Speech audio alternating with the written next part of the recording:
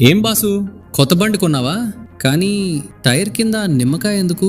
దాన్ని ఫట్టుమని తొక్కిస్తే యముడు భయపడి పారిపోతాడా?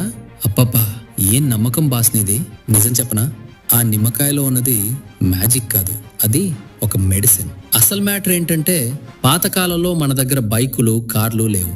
ఉన్నదల్లా గుర్రాలు మాత్రమే. పాపం అవి రాళ్లల్లో, మట్టిలో నడిచి నడిచి వాటి డెక్కలకి ఫుల్గా గాయాలయ్యేవి. అందులో బ్యాక్టీరియా చేరి ఇన్ఫెక్షన్ వచ్చేది. అప్పట్లో డాక్టర్ లేరు కదా, అందుకే మనోళ్ళు ఓ కిర్రాక్ టెక్నిక్ వాడారు. గుర్రం చేత నిమ్మకాయ తొక్కించేవారు.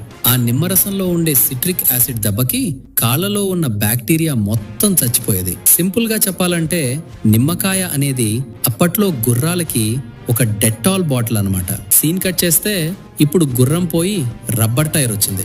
గుర్రం కాలికి ప్రాణం ఉంది కాబట్టి నిమ్మకాయ వైద్యం పనిచేసింది. కానీ ప్రాణం లేని నీ రబ్బర్ టైర్ కి ఇన్ఫెక్షన్ రాదు కదా బాసు.